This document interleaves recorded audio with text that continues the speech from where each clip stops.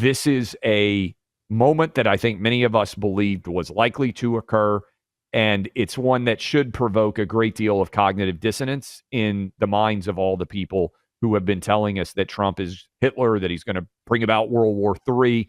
President Trump yesterday announced that we have what we hope is a lasting peace arrangement right now. Trump is holding a cabinet meeting now, so we will monitor and see what additional news is outstanding there. But let's start with all of this. Basic breakdown. Monday is expected to be the day for the return of the living hostages that have been held now for over 2 years since the October 7th, 2023 terror attacks. Based on what I have seen, it appears that there are around 20 different hostages that are still alive, and they've been held in the most extreme, awful conditions imaginable for the past 2 years. That return seems likely to happen. There has also been a ceasefire agreed to in Gaza. And let me play a couple of cuts here.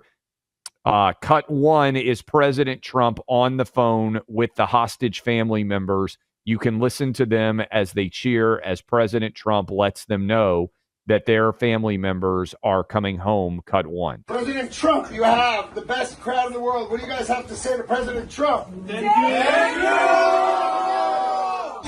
Thank you Very much, everybody. You did it. Wow. You did it. Thank you. This is amazing. Mr. President, we believe in you. We know you've done so much for us over the past, since you became a president, and even before that.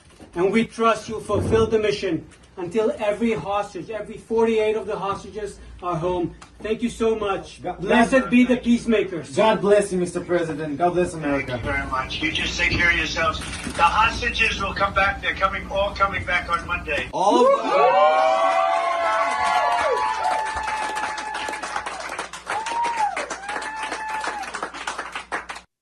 Buck, here's my big takeaway here. They have spent a decade telling all of us that are Trump supporters that we are Nazis, that Trump is Adolf Hitler incarnate.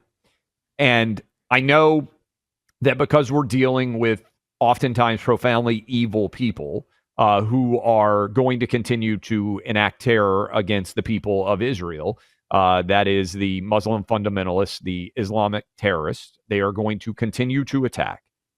But to the extent that we can have some form of normalcy return to the Middle East, and for Trump to get these hostages home, we hope and pray that it will happen on Monday, the ones that are still alive. I think 20 expected to still be alive, 28 bodies that are still being held is my understanding of those 48, that number there.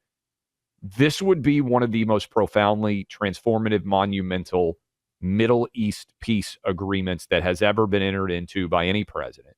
Israel, as I know, I was over there in December, and as you know, you've been there before, but Trump is the most popular American president probably in the history of Israel being a country.